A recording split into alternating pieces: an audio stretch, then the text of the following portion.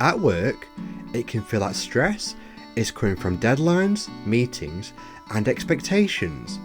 But what if the pressure you feel isn't actually coming from the outside world? I'm Luke Richardson, and this is Wave Work Stress Goodbye, a podcast exploring the inside out understanding and how seeing how our minds work can transform the way we experience work, pressure, and performance. So sit back, relax, and enjoy.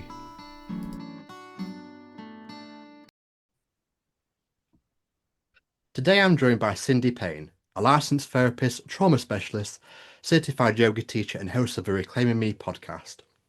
Cindy specialises in helping high achieving men and women break free from perfectionism, people pleasing, and survival driven patterns that often sit beneath stress, anxiety, and burnout. Having experienced many of these struggles herself, Cindy now helps people create greater self trust, emotional resilience, and a deeper sense of well-being through trauma-informed therapy and nervous system regulation. I'm really looking forward to exploring topics such as survival mode, perfectionism, people-pleasing, nervous system safety, and what it really takes to create lasting change in our lives. Cindy, welcome to the podcast. Oh, I'm so happy to be here. Thank you for having me. No, my pleasure indeed. So I just want to kind of kick off by getting into a bit about you. Can you tell us a little bit about your own journey and what led you to specialize in what I've just said, trauma, perfectionism, and people pleasing? Can you just give us a little bit of Sure. insight in your background and what got you into all of that? Yeah, absolutely. So, my path into this work wasn't purely academic, it was really personal first. I spent a lot of years just being the person who held everything together for everyone else. And I later on would come to learn that this stemmed from early childhood trauma for me. So, watching my family of origin just kind of live in chaos. We have a history of mental illness and substance misuse. And there's just a lot of things that felt really out of control for me. And so I didn't have language for it at the time, but I was operating from survival mode, I think, long before I ever sat in a graduate school classroom. It wasn't until I started doing my own healing work and later training clinically that I really began to understand what I'd actually been living, which was complex trauma and the perfectionism and people pleasing that grow up around it as forms of protection. And so for me, specializing in this isn't, I don't view it as like a professional choice that I made from a distance. Rather, it was the work that I had to do on my self first. And now I get to walk alongside other people doing the same thing. So it's pretty cool. Wow, I can really resonate with what you've said there in terms of, people pleasing. I'm getting better, but I'm a Yeah. bit like what you've described. Recovering. What you've just described, I was the biggest people pleaser known to me, especially when I was got into work because um when my sister kind of moved out when I was say how old would I have been? About 15, 16, she moved out and Hmm. I was sat with my mum and dad at the dinner table and I hear my mum and dad talk about Yeah. work all the time. And I Mm. think that kind of started me off on the people pleasing venture. But when I got into work, that's exactly what Yeah. I was. I was people pleasing. And I thought if I just did this, my boss would be happy. And if I did that, Yep. I'd be happy. And this person would like me. And it gets exhausting after a bit. It works for a certain amount of Yes. time, but it's just not sustainable. No, absolutely not. Absolutely not. And I think that that kind of runs along like the developmental like trajectory, right? Like we start to develop more of a sense of self and then we start to reflect at different points in our life and we just can't hold what we used to be able to hold anymore. I think as you get older, you don't have the capacity anymore. Yeah. Yeah. Yeah. So Yeah. thank you for that start. That's a wonderful start to the episode. I Yeah. was reading your website earlier, as I said to you off recording and listen to your podcast, etc. But Yeah. as this particular one sticks out to me. You write openly about looking successful on the outside whilst Mm. feeling exhausted on the inside. How did that experience shape the way you work to the work you do today? So with your clients and family life, Yeah. anything personal? Oh, good question. This gap between the outside and the inside is exactly what I built my practice around.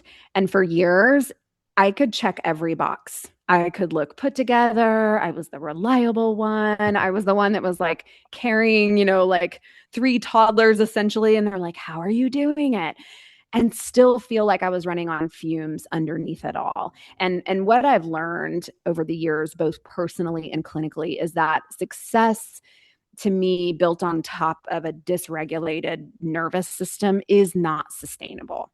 And it's just well managed exhaustion is really what it is. And that experience is why I don't just work with symptoms on the surface anymore. I want to know what's actually happening underneath someone's competence, because that to me is where the real work lives. Well-managed Yeah. exhaustion. Now that's a term to describe. Yeah. And because I Yep. imagine there's a lot of people that have come to you and people who listen to my podcasts who are exactly that. They're managing Yeah. exhaustion really well, but underneath it all, they're really screaming for help. And I like what you said Yes. there about, getting to the bottom of it, because people are much more than how they feel, how Mm, their stress levels. And mhm. I really like that. That's why I do what I do as well, because why it's called Wave Work Stress Goodbye. Because I like to, and getting people like you on here, because I like people to really realize that no matter how difficult it is in the outside world and whatever they're Yeah. feeling, like you say, three toddlers. I'd be, I've had two kids myself. I can kind of relate to that. It's Yeah. it's it is exhausting, and it gets in us, but we are so much more than stress and anxiety. Yes. Yes, absolutely. And we can't really get to the core of it until the symptoms really kind of start getting to the point where it's not acute anymore, right? Like I can't just keep like nursing the wound and then just moving on. It's going to keep coming back, and it's going to keep coming back tenfold. Yeah. So when you say nursing the wound to in terms of talking to a client, how do you go about it if the person you're speaking with just quite isn't getting what you're saying? Do you have an empathetic approach to it? Do you get Yeah. methods? Do you try and put yourself in the other person's shoes? What do you do to help people see that they're not what I've described? They're not their stress and Yeah. anxiety. Sure, sure. So I think that this is a real delicate entryway point. At least for me, it was, right? So, like, I was really good at like sussing out therapists that would ask me questions that felt kind of loaded without doing the work to build like the trust and the safety first. We high achievers and recovering perfectionists, like, we're really good at outrunning our own nervous systems, right? And this achievement becomes this coping strategy. So, like, if I perform well enough, then I'll finally feel safe and worthy enough. And the finish line keeps moving, right? So, when someone is coming at me with an approach and hasn't really built the relationship piece with me first and earned the trust, I'm going to kind of call BS on it like pretty quickly, and I'm not invested in it as readily as I would if you had taken the time to just really understand my story, right? Because this is about a body and a nervous system that learned early on that being impressive and useful and in control was like the safest way to exist. And so you can hit every external marker with me and feel, but I'm still feeling like I'm one step behind this like invisible threat. And so I guess to answer your question, it would be safety and trust building in those early stages of therapy with clients. Yeah. Yeah. No, that sounds really good. And from what you said there, you've took me right back to me personally, because I don't think I've told you this yet on email or off camera, but I was a project manager for Mm, yeah.7 years, and I was really stressed, and I did, and Yeah. I binned it off because it was so stressful about 2 years ago before I started doing this kind of work, and Mm-hmm, mm-hmm. even though I've been away from it for 2 years, I like you say it comes through the body. You just said that in your Yes. explanations. Now and again, like when I'm just washing the pots or something like that, I feel the trauma of it coming through my body as if it's still happening. Yeah. Mm-hmm. Because, like you say, from a young age, we hook on to the way things feel, not just mentally, but in the body as well. And because it felt so Yes. heavy for me, I guess it's taken Yeah. me a long time to kind of get over it. But at the same time, when I think about it, it comes right through the Mm-hmm. through the body as well. But thankfully, doing the work what I do, I recognize it for what it is. I know that's not really me. It's just a temporary experience that's flowing through me, but that my body's telling me is happening, but not really Yes. happening at the same time. Like, Mhm. I don't know, when we kind of developed back in the olden times because a bear might chase us. It's that kind of thing. Yes. The threat of it, but there's no real threat there going on anymore. I've not been there for 2 years, and even though I Yeah. feel it in my heart pounding and my sweaty palms, Hmm. nothing's really going on. And as simple as that sounds, that's very difficult to get across to a client, isn't it? Don't you think? Yes. And I think the biggest piece of this work, first and foremost, is if we can help clients understand that trauma in the body. And I will say, I'll call it trauma because we do experience trauma in the workplace. It might not be the big capital T traumas that we witness on television or social media, but these are little T traumas, like not being heard, not being seen, the threat of job loss. I've got to overperform now in all these areas. And over time, if we're not processing any of that in our body holds on to it as if it's happening in real time. So when clients come to me and say, I had this really outsized reaction and I was just washing the dishes, I'm going to be there to gently remind you that, like, yeah, trauma doesn't have a timestamp. So it can't distinguish the difference between right now and maybe something that Yes, happened when you were single digit in age. And I know absolutely. that is so hard to conceptualize in our brains because we want to make sense of it so badly, but our body doesn't work that way. But you can imagine someone who doesn't understand that, can't you? Like washing the dishes and Yeah. saying, not saying, I won't use me as an example this time, but say someone Hmm. else left a job after 2 years and they were so anxious Yeah. and stress ridden by it. If they Hmm. don't understand what we just said and they're feeling the trauma, Yeah. they probably think something's wrong with them. Yes. Yeah, and there's nothing wrong with Yes. them. And some of your questions, when I was looking over before we got on here, you were asking about, and I'm sorry if I'm jumping ahead or jumping around or getting you off track, but you were talking about like survival mode. And like, I don't know if a lot of us really understand how much we are in survival mode sometimes in our everyday working life because it rarely looks dramatic. It looks more like over preparing for a meeting that didn't need it, or saying yes before you've even checked in with yourself about whether you have the capacity, or maybe feeling a flash of dread when you get that email notification, staying two steps ahead of Oh, I'm everyone. sure we So can all relate. nothing I'm can, sure we can all relate to that one. oh The gosh, email coming in. the dread and the dread. So it's the inability to rest, even when there's nothing urgent happening, because your body doesn't actually believe that it's safe to stop. So Travel. survival, Travel yeah. travel was my survival mode when I was a project manager. When I knew I was going on Oh, I used to go yeah. to Ireland a lot for work, Hmm. and Hmm. even though it was only a short flight, because I'm obviously England based, the Yeah. anxiety of thinking of the travel, the meeting used to come right through me. And the irony was, like you Yes. say, sometimes the meeting would be cancelled anyway, so I Yeah. didn't wouldn't go anyway, or it would be in about 2 3 weeks, and there'd be no need to be thinking about it all the time. But yeah, I was.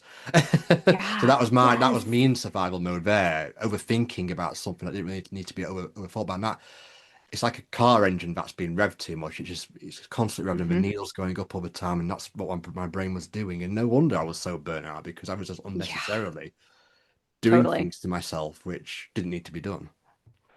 And here's the thing that I want to add to that. I'm so glad that you used the car wash, or the analogy of Cars the are a great car. metaphor for stuff like this. Right. Yeah. We can talk cars for sure. But it's like knowing that you have something under the engine that isn't working properly. But because of the pressure that we have in corporate settings often, and how it gets rewarded to work harder and get these accolades and get ahead, it's like we know that the engine light's coming on, but we're taking it through the car wash and expecting it to fix the engine.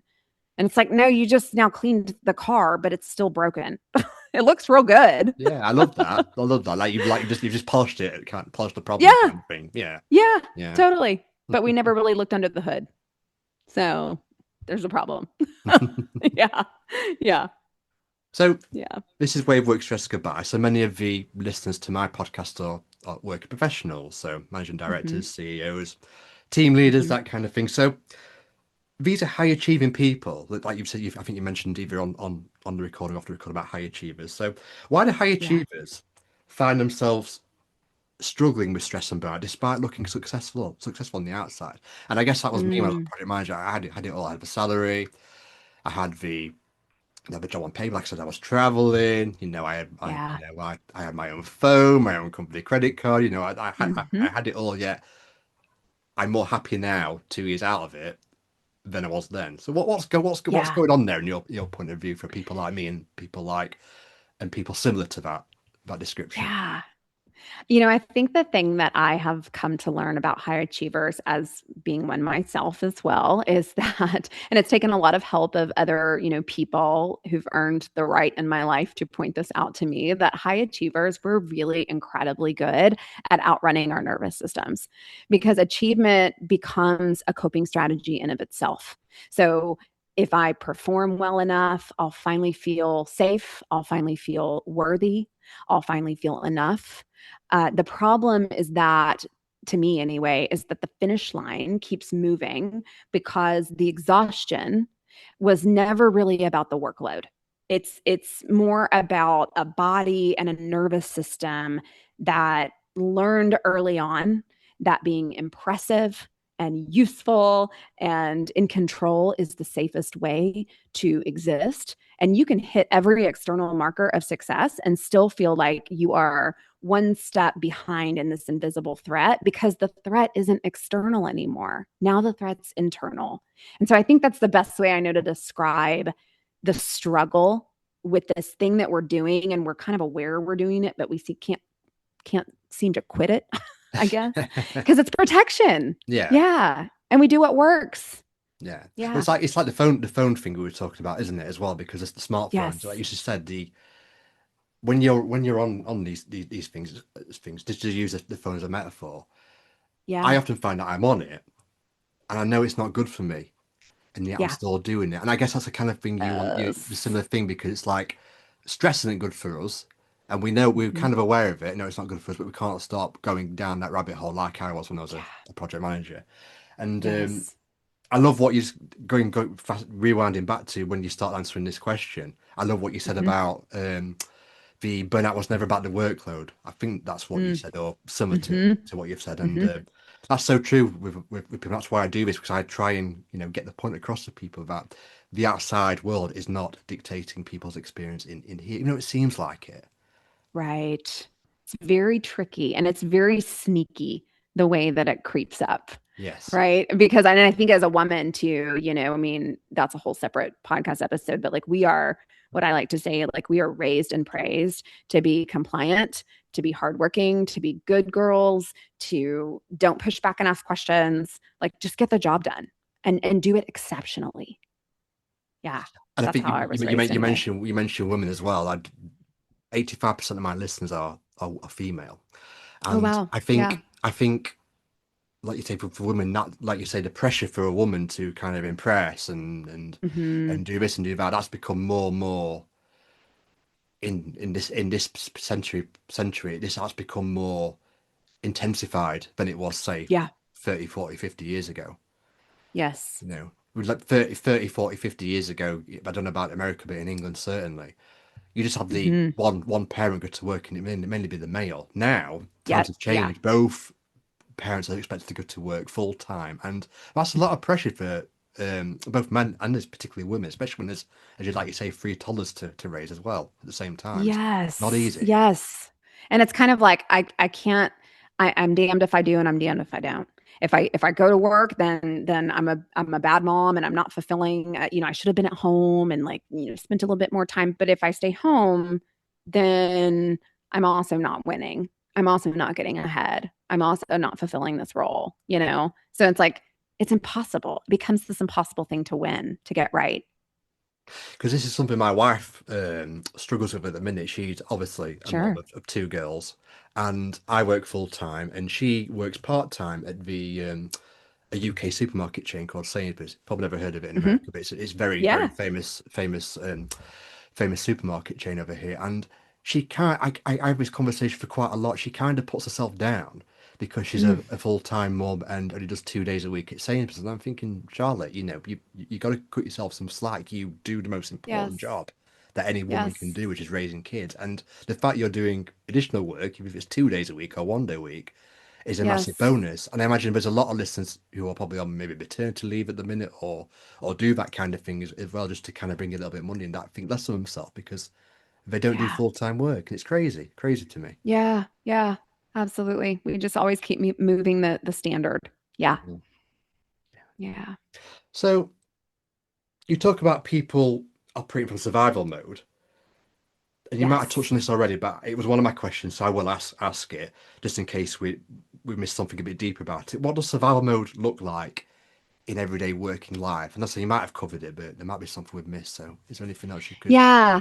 layer on You know, that? I I think that's why this is so tricky for me anyway with survival mode at work is because, again, oftentimes when we think survival mode, we're thinking about like just gritting teeth and keeping your head down and just like suffering. And it's just so obvious to everybody around you that you are in anguish. And in the workplace, because a lot of times we're not really conditioned to show any of that vulnerability, it does go unnoticed, I think, oftentimes. It's not this dramatic thing. So it's not I think I was giving examples of like over preparing and like signing up for all the roles and like people aren't seeing and they're not experiencing the dread that we might be experiencing on the inside because there's no urgency until we just kind of crack one day and we can't shoulder it all anymore, and that's why I think burnout is so misunderstood. There's still a lot of information that we're learning about it, but also for corporations and workplaces to be set up to support us if not just when we're struggling, but like all along the way, the awareness, the conversations. Are we talking about this in the workplace even? Is that even a conversation that we feel comfortable having? Because most of us would say no. I'm so glad you brought corporations into this because I think corporations do their best to support big, but I think because they lack understanding of what's really going on, which is why we're talking on this episode about it. Yeah. There's only so much they can do, and there's only so much free fruit in the office, and and Yeah. posters on mental. I don't know about America, but there's in the UK there's Mental Health Awareness Week, and I'll send emails, what posters up around the office, and that's all great. I'm not saying Hmm. that's a bad thing, but at the same time, they're missing the core root of the problem, which we're discussing Yes. on this podcast. And without that, Yes. they're missing the trick of how to support their workers in the workforce, and that's why I do these episodes because I'm trying to fill that gap. That's Yeah. being missed. I think Hmm. I, I know corporate America could be quite brutal as well, but in the Yes. UK, um, it's as if we've ticked a box, we've put the posters up, now we move on. Like Hmm. we've done our bit, now it's up to you. It's kind of like I Yep. think you're kind of missing the point of support. That's how Hmm. I felt anyway when I was a project manager back in my old company. I really feel they Totally. missed a gap, and it's not just my old company. It's 99.9% of companies all around the world. I thought that were Yes. missing this point. Absolutely. And I am so glad that you expanded on that because, I think for America, at least, we had a big, huge wake up call after COVID hit and everybody went remote. And then people were really struggling to get back in person because we had just all gone through this collective trauma and there wasn't a lot of language to help process it. And then how are we going to shift our values and how we show up for each other in these, more corporate type settings? And we just didn't have the preparation for it. And so people are coming back and they're still suffering and trying to process what just happened. And it's not that I agree with you. I think it's great that we are recognizing this and we're talking about it and we're hanging up the literature about it. But if it's just a week, then what does that communicate to us? How can we, or said a different way, how can we embed this into an ongoing conversation in the culture of our workplaces so that we feel seen? Because it would be lovely if I could just like say, okay, from this date to this date, I'm going to have my trauma reactions, right? And I'm not making light of it, but I'm just saying like that we just don't work that way. We're No, so much more complex. absolutely, absolutely. Yeah. Um, I think we might have touched on this on nervous system safety already, so I'll gloss over that. But why do some people feel like they've tried all the tricks of therapy, mindfulness, meditation, self-help, and Mhm. still don't feel fundamentally different? Like they feel like they've tried everything and then they still feel broken. Yeah, it's so important. This is such an important question, and I'm kind of smiling because I actually just had lunch with a couple of other therapist friends, and we were talking about this very Oh thing, wow, of like, quite a timely yeah, question then. quite. It is a timely question because it's like, we all, I would agree, or I think we would all agree, we all sign up for therapy because we want change. We want things to be different in our lives. We want to alleviate the suffering and the pain that we're feeling. And I think, why do some people feel like they've tried and it's like nothing's fundamentally different. My response to that would be because a lot of that work happens at the level of thought, and the patterns we're talking about live below thought. The patterns that we're talking about live in the body and they live in the nervous system. And so you can journal, and I'm a huge fan of journaling. I'm a huge fan of reframe, and I'm a huge fan of meditation, but we can still flinch at conflict, and we can still overwork ourselves and still say yes when we mean no, because insight alone doesn't teach a nervous system that it's safe. That's usually the missing piece. It's not that the person did the work wrong. It's that the work didn't reach far down enough, if that makes sense.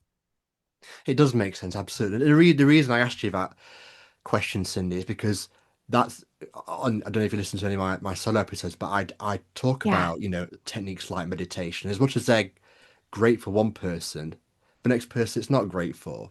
So if Yep. it really was the answer to all our prayers in terms of, lack of work stress, everyone would be doing it. That, Yes. what someone said a really great metaphor once, that he was on stage and said to the woman in the audience, "Would you take take my shoes?" And she's looking at him like that, going, "No, no, why would I wear your shoes for?" And then he got to the point of, well, because my shoes wouldn't fit you, but they fit me. And that's a Yeah. great way of describing, how methods are good for some people, but not good for Hmm. everybody. And that's what I try and Yes. portray, that, if we can get down to the root of, like you say, you hit the nail on the head with the word thought. That's excellent, because it is the thought that people bring to the table that's causing the suffering. And when people can understand that and, to see for what it is, there's no need for the Hmm. meditation or the binge eating or the drug Yeah. taking. You know, Yep. it's something a lot deeper is going on. If people can just see through that, then life gets a lot easier. Like you say, it's a tricky one. Like you said like 10 minutes ago or so on this recording, it's a tricky one because all me and you can do, and for people, the therapists, is Hmm. say it in words. Yes. That's the only way you can describe it. And sometimes it can hit people, hit the nail on the head with people, and sometimes it can't.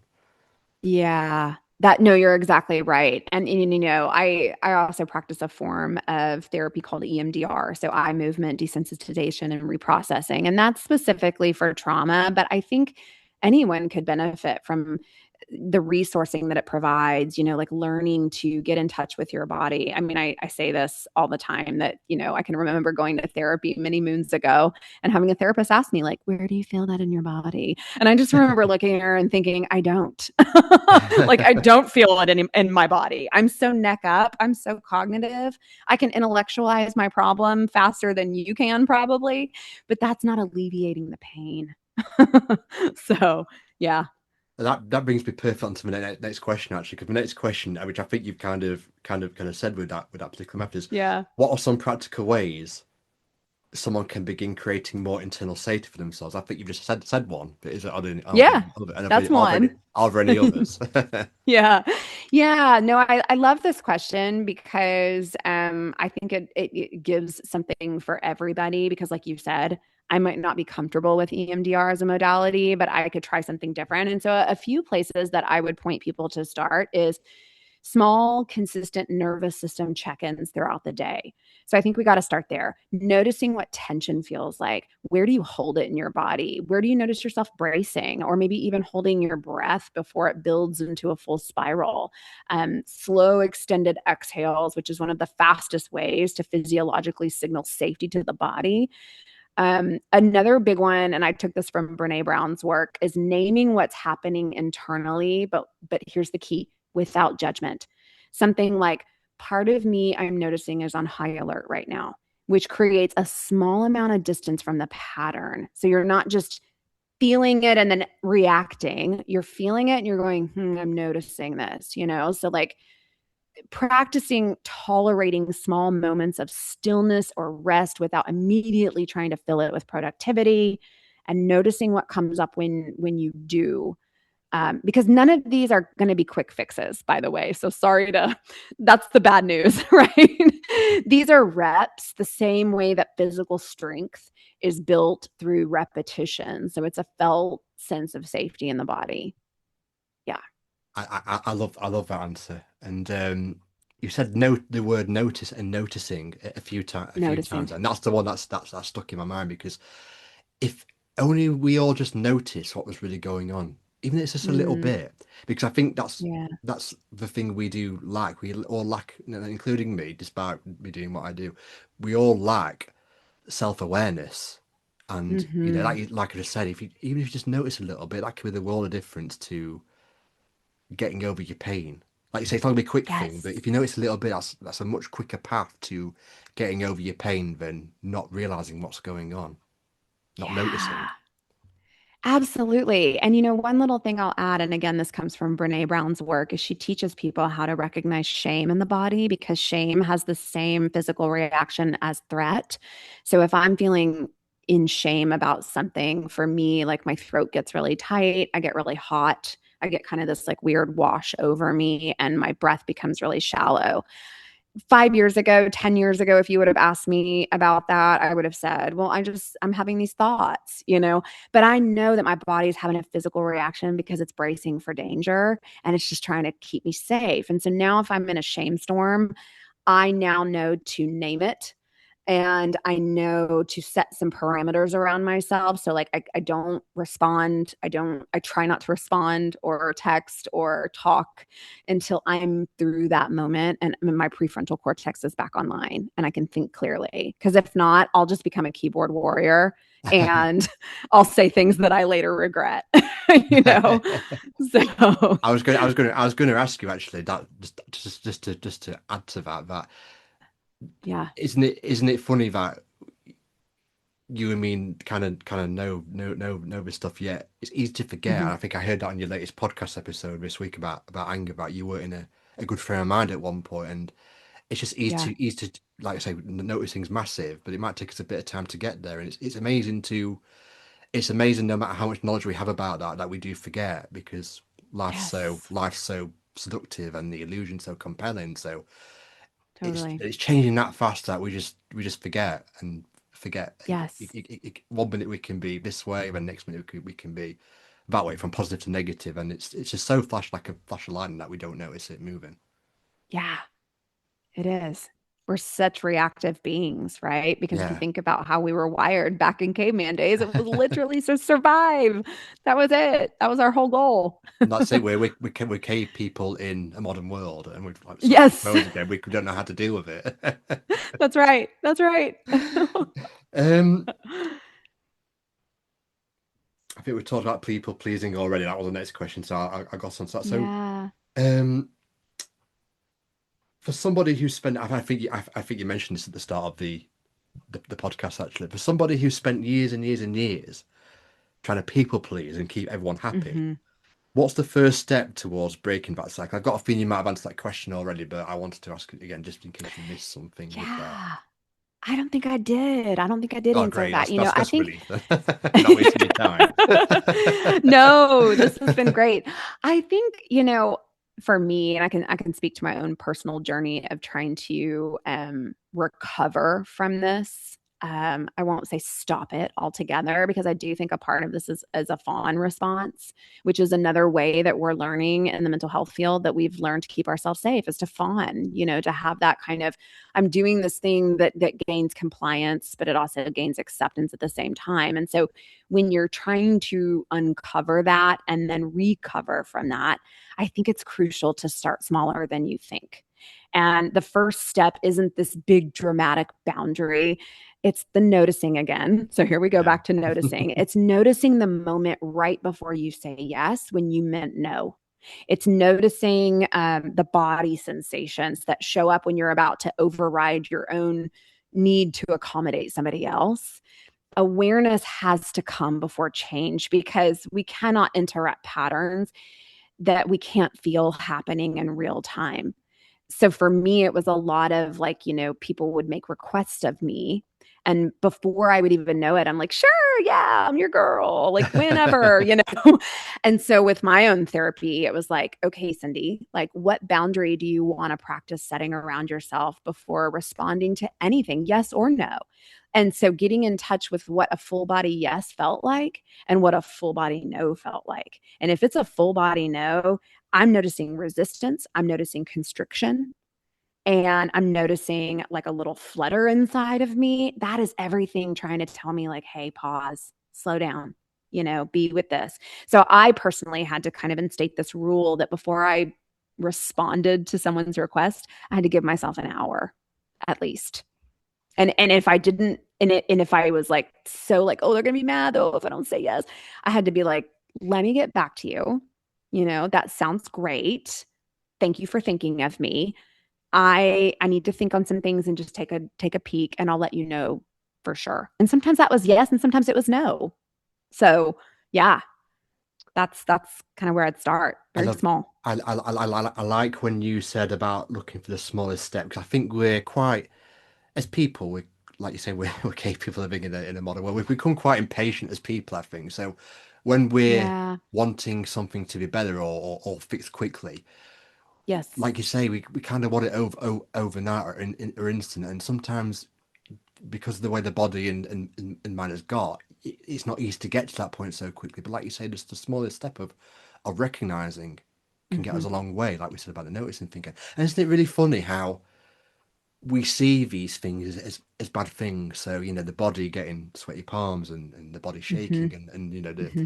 the thoughts, like you say, that's a signal, I think, Yes. to come back to the real us. It's Yeah. like, when my car on the drive outside, when you reverse it out, it's got Hmm. sensors, and you might have as well when you get close to something, it beeps and warns you, and the camera will say, "Oh yeah, Yes. I'm good." That's a great cars again. I said cars are good I was gonna say, metaphors Luke, for this. cars again. Um, it's a signal to say danger. To say danger's coming. You need to kind of come back to, change something or come back to the present and where you are. And Yes. that's the same as for us as people. We need to come back to the real us rather than the danger with thing is a bad thing. It's a signal that we've gone off track, basically. Yes. And I just had a funny little connection when you said something about the signal, the backup signal. And I was thinking to myself, I wonder if like a lot of us 80s and 90s kids like struggle even more with this because we grew up without the sensors and the backup cameras. So we just would bang into things, right? That's Yeah, how we yeah, learned. yeah. Well, I grew up in the. I still, yeah, I'm a little bit younger than you, but I grew up in the year where you just got thrown in the back of the car. There were no booster seats for children, or anything like that. You, Right. you literally just got thrown in the back and got on with it. I remember a friend. I was about 13, and it was his birthday, and we went bowling or something like that. And I think Uh-huh. there was his dad and his mum sat in the front, and there was four of us, and the dad made my friend the best man at my wedding actually Uh-huh. get in the boo. This was Uh-huh. this was like in the early 2000s, like you say, no, that you won't get away with that today. That's amazing. We were quite feral. I mean, really, like we had to learn the rough and tumble way. We didn't have the fancy sensors, and so maybe that's why it's taken us a little bit longer to learn some of these lessons. Yeah, Oh, yeah. that's so Like funny. you say, kids have no idea these days. No clue. No clue. Um, so one thing I explored in the podcast, which I mentioned before, is how two people can experience one thing. So you've got two colleagues in the workplace. One Yeah. and they've got the same workload. One person's experiencing really stressful and really sick of it. The other person's like, taking it in the stride, no sweat. Hmm. What's going on there? How can two people see the same thing totally different? And I'm interested to get your perspective on that as a licensed therapist, actually. Yeah. Oh, I love this question. I think any kind of workplace where you're like looking at someone else who's like seemingly holding it all together and they're not struggling. So, what do? We immediately judge ourselves and our abilities or Yeah. inabilities. But here's the deal, we do not respond to situations as they objectively are. We respond to them through the lens of our own nervous system and our own histories. So, two people can sit in the same meeting and one feels mildly annoyed and the other one feels genuinely threatened because one of them has a nervous system that's been taught, often through past experiences, that this particular tone of voice or dynamic is dangerous. And neither reaction is wrong, right? They're both real. They're just coming from different inner maps, inner blueprints, you know? Yeah. Yeah, and a meeting is a good way to take that because how often have you been in a meeting, a corporate meeting, and so there's like half a dozen people in there, And I was like, yep, got it. Yeah. Everyone's on the same page. Everyone's shaking hands. Yeah, well, we'll do this, we'll do that. Everyone's got the notes. And then Yeah. a week later, it's all messed up. People just forgotten what they said, Yes. or done something completely different to what was agreed. And then it's like, but that's the point you're making. The people in there are having experienced the same meeting, but having totally Yes. different experiences of it, and having total Yes. different experience of it a week later, 2 weeks later.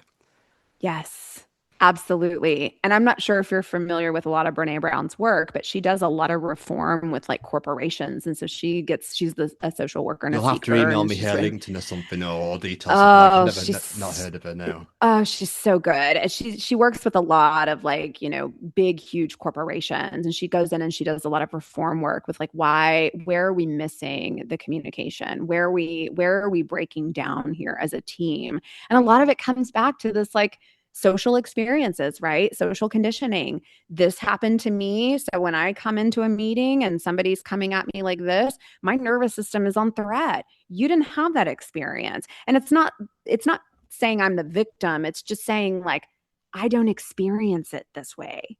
And both experiences are valid and both are true. I remember So being, how do I we bridge the remember gap?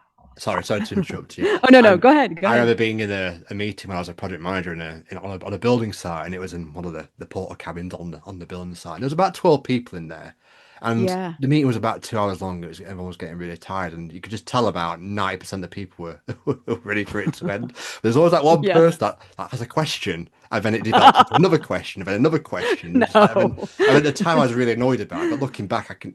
It's what we've just described. Everyone's kind of had enough of the meeting, but the one person that I guess a Mm-hmm. people pleaser wants to Mm-hmm. really, it's not their fault because it's their experience, wants Yes. to really get down to the bottom of something. So I just want to go home now. And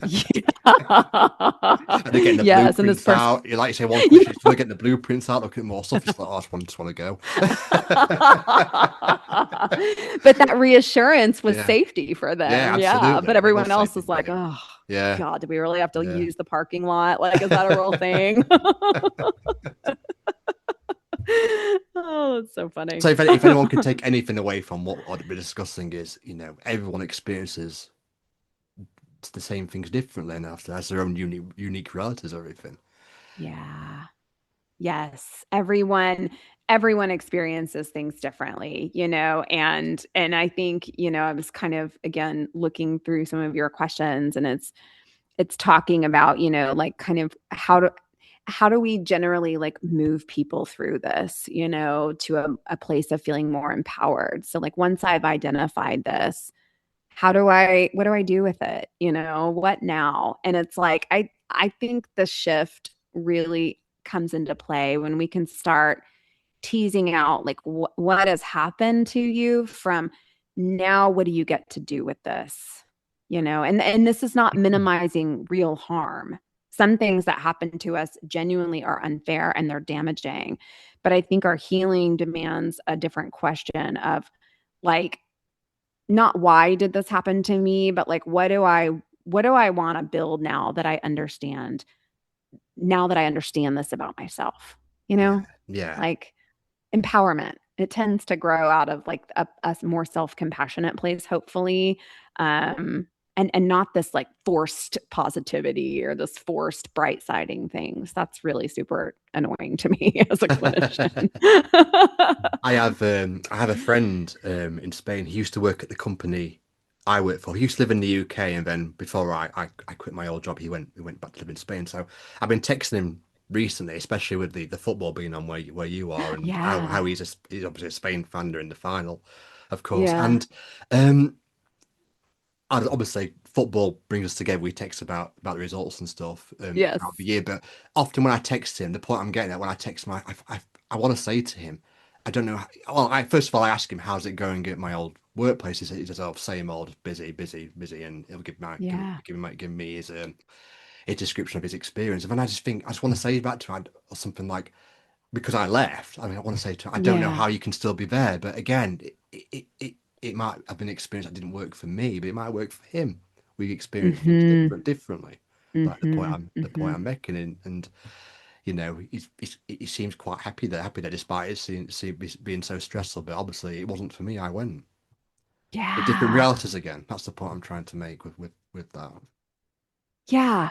No, but I love that. And I appreciate you kind of adding that on because I think what we're talking about is like when someone is having a different experience, they themselves need to kind of come into their own sense of empowerment, which again, I think empowerment only grows out of self-compassion. It's not about like you can't will your way into feeling empowered to make a change. Like I think you have to build enough internal safety to where you can take ownership that does not feel like a threat for you. And when you're ready to do that and say, hey, this isn't for me, that's great that it's for you. I'm so happy for you.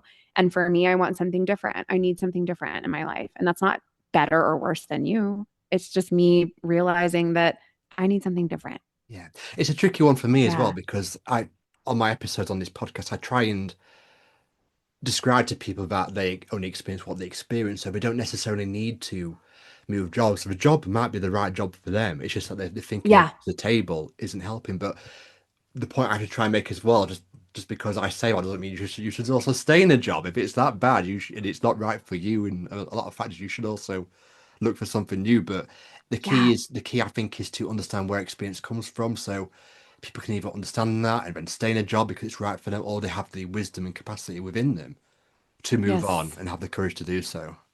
Yes. Such a personal decision. Yeah, Yeah. And it takes a lot of time sometimes to come to that conclusion. absolutely. It did for me. Yeah. It did for me because I'd say easily 2021. I struggled with that. I wrestled with it in my mind about staying and going. It wasn't until 2024 I decided to take the courage to hand in my Yeah. resignation and just do something different and do this, of course.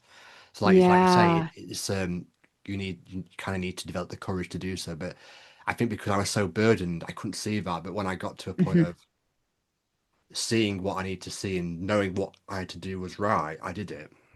Yeah, kind of taking that leap because Yeah, again, like we are wired for patterns and we will stay in a discomfort, like an uncomfortable pattern, even though it's harming us because it's familiar. And yeah, so once we can teach ourselves internal safety and go, you know what, I'm going to make this change and it's going to be scary. And I don't know if there's going to be like a net there whenever I leap, but I've worked enough to build those resources that I'll be okay. yeah. It's as if an experience. Yeah. Well, I can relate to that from what I've just said to you. It's as if the experience becomes that familiar with us that even though we don't like it, we get comfortable with it, and that's when we stop Sure. growing and just stagnating it. Yep. That's exactly what I was Yeah. doing, and I am grateful that I saw the light in my mid 30s and didn't go well into my 50s and 60s until I saw that. So I've got time Yeah. to kind of, you know, Yes. sort things out basically. Yeah. Yeah. Very cool. So, have you found that people sometimes give too much power to circumstances or other people, especially? We're not really talked about people's relationship with other people, yeah, have we? Do you think people sometimes Yeah. give too much power to circumstances of other people or past experiences when trying to explain how they feel? So we'll talk about other people in this question. So, what Yeah. do you think is going on when people at work and people got maybe a micromanaging boss or something like that, and they're going, "She's making me feel that way," or "He's making me feel that way," or Mm. that kind of thing? You know, how do you approach someone about that when Hmm. the problem might be them and the way they're Them. portraying it? Yeah, Oh man, that's a tricky it's a one. really bit of truth, and I've done a couple episode about I think I call it something like why your Jacob boss isn't the problem, and I think that's one of my first Yes. podcast episodes, and it's a really bitter pill to swallow, but an uncomfortable truth, and it's like you say we can only Yes. describe it in words, and it's getting the right words so the point drops for people. Absolutely. It's a bitter pill to swallow. And I think often, though, I'd frame it gently. It's less about giving away power on purpose and more about not yet realizing that they have any to reclaim. So, when you spent years explaining your emotional state entirely through what's happening outside of you, it can feel disorienting to consider that your internal state is something that you can actually influence. And that's not blaming people for their circumstances. Real things happen to us, but rather it's recognizing, I think, that our relationship to those things is where our agency actually lives. Yeah, So if we can kind of finesse the conversation in that way of like, hey, I care about you. I know that you're not purposely waking up every day wanting to feel this way. And I'm wondering if you can walk me through what this feels like inside of you, like, so coming from like a curiosity angle so that it's disarming so people can kind of go, well, yeah, I mean, I do experience it this way. And then we can kind of work on the agency piece. Yeah, curiosity is a good word there because I'll bet when people sit down with you about that particular topic about other people, I bet they half expect you to agree with them about what they're saying about this Yes. person, and go, "Oh, this person's been a jerk," and I bet they half expect you to go, "Oh, well, from what you described, yeah, they are a jerk." But when you've kind of you maybe you have done that at the same time, but maybe you've tried to reflect on that with them and go look at a different angle about what's really going on. Yes, yes, and this is another Brenéism that I'll steal from her, and but she calls it the SFD, and it stands. I don't know if cursing is allowed on your podcast, but Oh, I can absolutely, give you yeah, the go for okay, it. British okay, swear, okay. you can So, find yeah, it. So yeah, okay, awesome. Me too. especially parents. Yes, exactly. But she talks about the shitty first draft, and she talks about, like, when you're in an experience and you're experiencing somebody else, you're picking up on body language, but you're also bringing in your past history again, and you're forming this shitty first draft about the way that the story is. Right. And oftentimes it kind of has you being kind of like on the receiving end of something. And how many times do we actually stop and go, hold on, the story I'm telling myself is that X, Y, and Z is happening because based on what I'm observing and experiencing. But have I gotten curious? Do I know this for a fact? Have I peeled back the layers and asked myself the curiosity questions? And so I think that can be really disarming to introduce to a client in therapy of like, hey, we all do it. Like, I just had a shitty first draft this morning at Target, like with an acquaintance, and like and then I'm off to the races with a story. Yeah, So it's not that, I'm the victim and that this person is doing this to me. It's just that this is what my brain is naturally doing again for safety. It all comes back to safety. I think the biggest clue, isn't it, is with the other person. If the other person isn't even there, Yes. if you're not even in the Yes. workplace and the other person's not, then you're still procrastinating about it. That's the big clue to think. Oh, hang on a minute. If I'm here Yeah. and the other person's doing their own business, what's going on Yeah. in here? It must be me. Yes. Yes. Yeah. It's a good one. It's an important one. Yeah, other people's a very taboo topic really because it always seems like it's the other person, and you can understand why people would feel that way because we've been brought up Totally. in a world where from a very young age where if someone does something to you, they're the problem we need to go out and fix in the outside world. About that will make you Yes. feel better. That's where we've been brought up and we've Yes. learned that, but that's not Hmm. what really is really going on. Right. I don't think we can have a long-term solution to these kinds of issues that you and I are talking about through that No, through that lens, right? Like, yeah, we're not really getting to the meat of it. no, absolutely not. Yeah. Um, in your experience, what helps people move from feeling like a victim? I guess we might have said that already, but this is the next question. What helps people move from feeling like a victim of their experience to becoming more empowered? I think you've used that word empowered already in this episode. Yeah. So can you elaborate on that this one? Yeah. Yeah. I think again, and in my experience, I work with high achieving, high performing women who typically they come in and everything's really polished and put together on the outside. And the story usually starts with how hard they've been working to hold all this together and why things aren't going the way that they had planned. So it's not paying off. And they've not been maybe respected in a lot of ways. And so and that pain is very real, right? Like, it's very valid. I would never dismiss someone's story. But again, I think it's going back to that shift of being able to again tease out what happened to me that was out of my control, and then like what do I get to do with that experience now? So I can give you an example of a client that I was working with for a long time, and she really overperformed. She overperformed in every aspect of her life, specifically with her family. And she really had a lot of grand expectations for how things were supposed to go. And when they would fall short, she would feel this resentment and just, well, my husband should have known, and I set this up for him and he didn't deliver. And so now everyone's blaming me and I'm the bad guy in the family, and on we go. But she also has a really complex trauma history where there was a lot of pain in her family that went unnamed.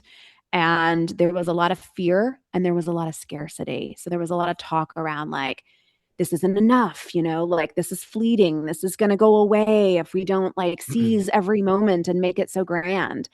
And so we were kind of, talking about how grief is so closely intertwined with scarcity. And oftentimes it robs us from really being able to be in the moment and look at things through a different lens because we're just trying to protect ourselves and protect ourselves from feeling the pain of the uncertainty. And so I think I kind of went in a different direction with that, but it's like getting people to understand that their behaviors have a function. There is a deep purpose behind it. We don't just act a specific way just because it's for fun. It's usually serving some sort of protective purpose. But we've got to get in there and really get under and get into the stories of what was handed to us. And of course, you've adapted this way. That makes a lot of sense. You were just trying to stay safe. That's all. I'm really delighted you brought a real life client story into this because I'm really Yeah.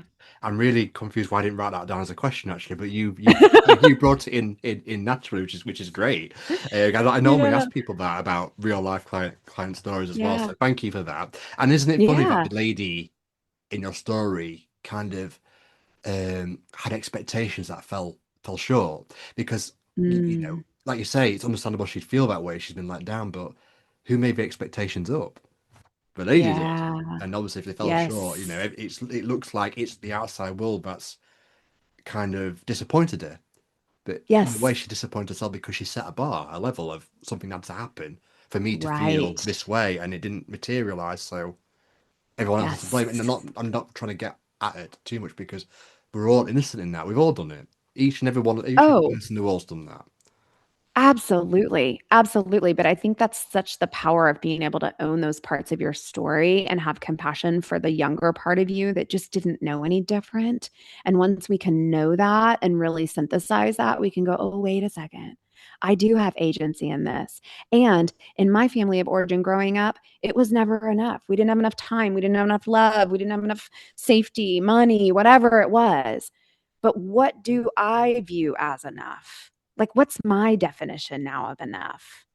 And I think when we can do that, it's not bright siding things. I hate toxic positivity. I'm not there for any of it. But like, it's saying, like, yes, this can be so painful and so scary, and this can suck really bad right now.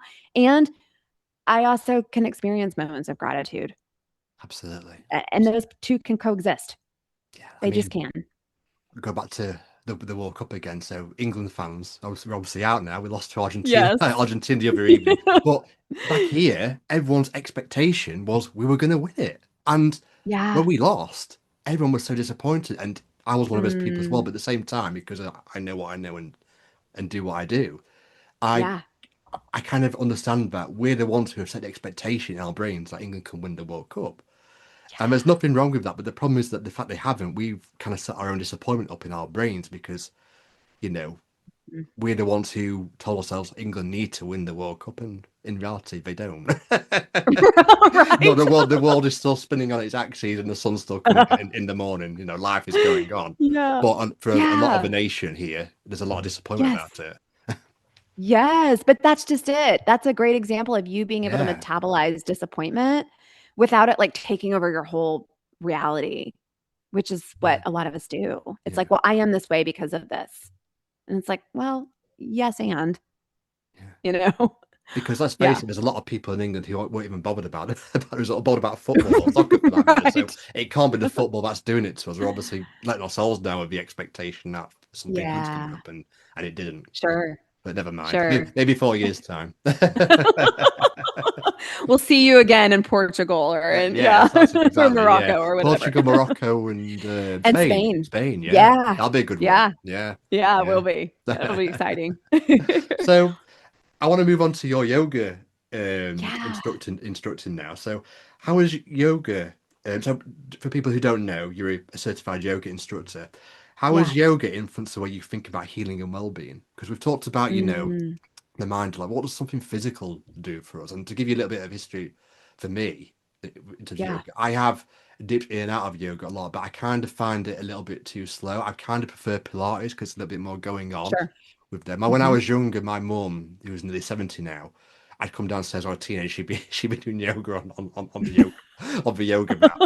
And Yeah. that's how I first got introduced to yoga. My mum doing it. She had all the videos of these like Yep. American women. That was American women yeah, doing that I yoga never in their heard of, yoga but I pants. but back in the 80s, yeah. Yes. These VHS videos, and Yes. she was doing that, and she's kind of stopped now. I don't understand why she has Yeah. to, because I think it'd be really good for her to carry on doing that. She does maybe she thinks the same way I do with the Pilates. She does more walking now. But sorry, Mhm. I'm going on a tangent here. Go back to you. What can yoga do for us about healing and well-being? Yeah, so yoga, it's interesting. I started my relationship with yoga back in the early 2000s when it was still kind of considered woo-woo, before I kind of caught on. And now everyone seems to be engaging in it or at least trying it, which is great. But it taught me something that my clinical training alone could not. And that is that healing is not only a conversation. Healing to me is something that happens in the body. Um, and so, again, early 2000s, I went there for help with stress and anxiety. We were trying to have children. I had unexplained infertility. Nobody could tell me like what to do to fix it. And I just found myself like in this war with myself, which is again part of the product of being in that perfectionistic mindset of like, I have to do this and I have to perform and I have to get this right. And it was like, such a surrender for me because it was the one thing that I could not perform. It was the one thing like being able to have children. It was not, it was nothing. I was doing everything that everyone told me to do and I still wasn't having any success. And so it was this like surrender. It has taught me so much about surrender to like where my body actually is and maybe what it needs. And it reinforced for me that the nervous system work that I do with clients isn't abstract and it's physical. So breath, movement, and most importantly, presence in the body are just as much a part of trauma recovery as insight is, in my opinion. And honestly, for a lot of people, that's the piece that finally makes the insight stick, I think, of like, oh, I'm not here just to kind of perform. I'm here to like be with my body and to understand what's going on. And at that point in time, I was having panic attacks and pretty horrific anxiety that I could not get a handle on. And it was like, I just kept coming back to the mat, kept coming back to the mat. And some days were really beautiful and some days really sucked. And I was like, I hate this. Why am I doing this? But again, it was that resistance. It was like, oh no, it's just me and my mat. It's just me and my mat. What are you fighting right now? Can we ease up on the resistance I and love just be? I love that because it's not just exercise. It's a lot of things where people think this sucks. I hate this, but Yes. doing something like yoga Yes. or going to the gym or doing having that difficult conversation in the workplace can make us feel so much better and, like you say, be more connected with Yes. our minds and Yeah. our bodies. And would you say that when someone does yoga and they're feeling the trauma of work stress in their body, that yoga can really help kind of settle the body down? I guess with breathing techniques as well, because breathing is very important Yes. when it comes to yoga, isn't it? That can help, Yes. settle down the symptoms we described early on the recording, like sweaty palms and shaking bodies and Mhm. Mhm. uh, Mhm. the thoughts, anxiety. If I guess to do yoga well, you have to be quite present, don't you? You can't, like you're saying with being in the gym, you have to be present in the moment because you can't do it, and that you can just let everything Yes. go. Yeah, and one other thing I would add about a yoga practice. So I'm also a runner, although I'm not doing it as intensely as I I used think I've seen to you because do a I'm couple of videos on Instagram when you've been because running. I'm aging. The body does not really appreciate or enjoy a lot of the intensity anymore. That like other than yoga, running was the thing that like would turn my noisy brain off. But that even became something I think a lot of perfectionists and a lot of people who've had early trauma, they choose these high intensity sports because it's like, oh, like I'm just gonna, it's vigorous and I don't have to think. And yoga is vigorous in the same way, but in a lot less, I can like harmful, I guess. And not that running is terrible. So, that's not what I'm saying. But like it's a gentle like curiosity of like, yeah, my brain can't ruminate about this thing. It can't think and overthink while I'm in a yoga practice.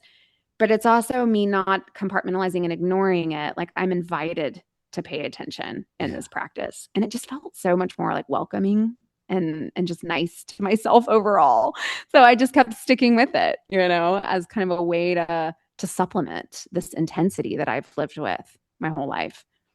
It's nice to talk to you about yoga because I've not talked to a guest yet where a physical activity's really come into the conversations. That's the Yeah. first time I've really spoke Mm. to, and yeah, it's just like I say, just took it back to when I was younger. And my mum used to do it in the sitting room, and like I say, with the Yeah, TV, with the VHS tapes. the TV that used to look like a box, and and like you said, the VHS Yes. tapes, one of these flat screen TVs back then. Sure. Nope, nope, we didn't have that. No. So I want to. I mentioned in the introduction that you had a podcast, Reclaiming Me, and I listened to Yeah. your latest episode, dude, which was great. I really enjoyed it. I was Yeah. working away at it on the background. Oh, What good. inspired you to start that, and who is it for? Who do you target on your podcast? Anyone who having Yeah. trouble, or like my podcast specifically targets, corporate professionals? What about you? Mhm. Who do you Yeah. use it? Who is Reclaiming Me for? Who's it for? Yeah. So, really, Reclaiming Me, it came out of wanting to have the conversations in public that I've been having privately with clients every day. Conversations about complex post traumatic stress disorder, perfectionism, people pleasing, and really, what it looks like to actually come home to yourself. So, it's for anybody who's done with the looking good on paper life and is still maybe feeling a little disconnected underneath it all, especially people who have never had language for what they've been carrying. And so I talk pretty openly about my own story on there too, because I think transparency from the person doing the teaching really matters. At least on, my end, I always really appreciate that when I have people who are like, not so much experts, but they're like, yeah, you know what? I've lived this. And so it makes them more credible to me, in my opinion. And I'm not just speaking from outside the work, I'm speaking from inside of the work. So that's really kind of who it's geared towards. Yeah, yeah. Like I said that Yeah. about being honest in your story because I agree. When I've been when I've been my most vulnerable on episodes, they're the Yeah. best. They're the best episodes. And like you say, people wrote to me saying how much they resonate, and Yes. like you did when you listened to mine. And you wrote to me about Yeah. being a guest, and when I've been at my most vulnerable, that's the ones where people have kind of related to the most. I think. Yeah. For Yeah. sure. So, what For kind sure. of episodes do you have? You do of your solo? Do you have guests on? Yeah, so I do a kind of a combination of solo episodes, and I put out full-length episodes on Mondays, and then on Wednesdays I do like a little mini midweek reframe, and it's kind of usually a spinoff of the full-length episode where I teach a skill or I maybe just elaborate on a specific concept around that. But then I also do have guests, and hopefully, Luke, you've agreed to come on, so we're gonna get to have a really good conversation Yeah, there. I'd But love to. like I'm really excited I about that already. yeah, and it's not just for therapists, like I don't just have therapists on. It's like I have people from all walks of life, men and women, and just different stories about, again, the central theme tends to always come back to your outsides not matching your insides. So there's the incongruency and like what do we do with that? Where does it come from? What do we do, Yeah, in order to kind of repair a lot of this stuff so that we can live the life that we were meant to live. yeah, yeah, absolutely. Oh, I love that. The life we're meant to live because Yeah. that's what the needless suffering covers up. It covers up the life Yes. we were meant to live. We weren't meant to be Yes. born to, and I know it's difficult because we're in a modern world, like we're saying, we've got jobs and got phones and got people to feed, Sure. promise to bring up, but we weren't born to live that way, the way we are all No. living in our head all the time. We were meant to live a tranquil, Yes. peaceful life, and it's Yeah. understandable why we're all missing it because we're all, we're all with these phones, we're all dopamine up to our eyeballs, basically. Oh It's very gosh, I difficult to know. see. I know. I know. But the good news is about that. I'm starting to hear more conversations though about people wanting more agency, to kind of go, hold on a second. This was created. It was really smart. It's been really great for me in a lot of ways. But like now I'm kind of like I'm tired of like feeling like used in a way, Yeah, that like, yeah, oh, it's just playing to my, like, oh, I bought that TikTok shop purchase that I really didn't need. It's like, dang it, they did it again. Corporate won again, capitalism at its finest. that's how I feel about it because it's with these social media platforms, they're all free and that's great. And thinking, am I the product here? Because I know. Yes. that's about like saying I feel like I'm being used Yes, for exactly. But I think a lot data of and people, no, right. We've yeah, had it long enough now where we've started to really see the effects of it to where people are like, hold on, like I want to take my power back in this sense, you yes, know? Like as good as it feels in the moment, I feel like crap yeah, afterwards when I look absolutely. at my credit card statement and I've ordered yet another thing I don't need. So, So let's talk about 2026 to kind of finish. yeah. This is the penultimate topic. So, what's exciting you Yeah. most about the rest of 2026, both personally and professionally?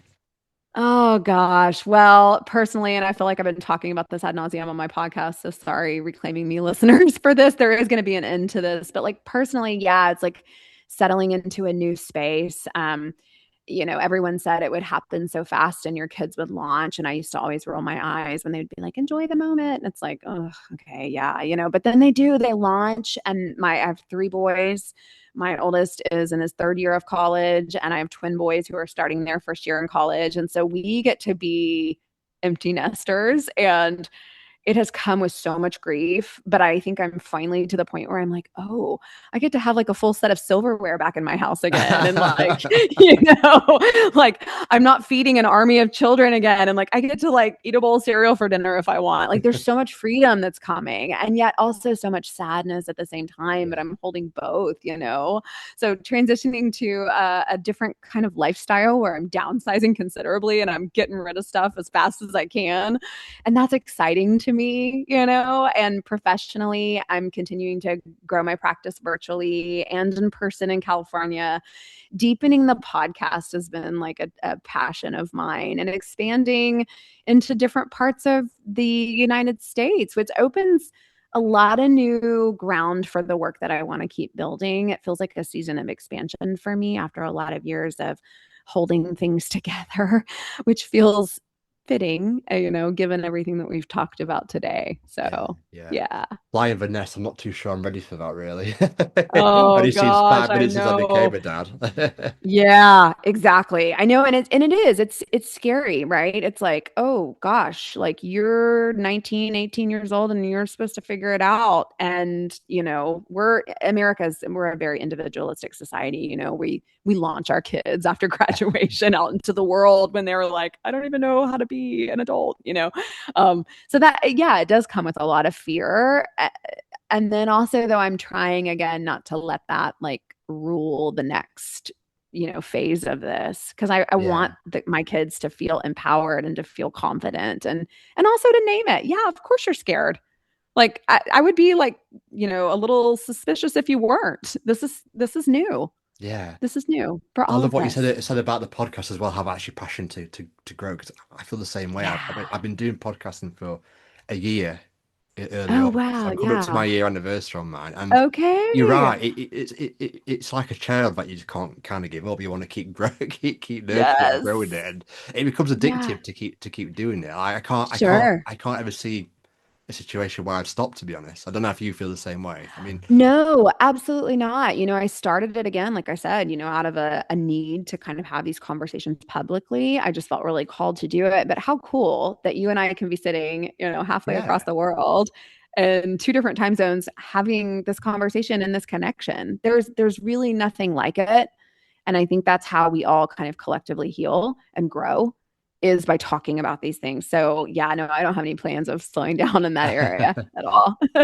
like you say, it's a big thing. Podcasting is obviously a big thing today, but I think in the next 10 years it's just going Yeah. to go like that. Oh, Rocket. sure. I think you'll be very Yes. hard pressed to find someone who doesn't podcast the way it's going because it's getting much more common. Yeah. Yes. Yes. And there's podcasts for everything Yeah, too, absolutely. Yeah, It's like, yeah, it's such a wealth of knowledge out there. I can look up any topic and go, I want to know about that. I want to learn more about yeah, that. So that's really yeah, great that we have yeah. it. Yeah. Yeah. Yeah. Got a long way since the VHS tapes and the VHS Right. recorders. Again, going back to the We're technology much again. more equipped, aren't we? So I just want to finish off with this question, which I think is a good one.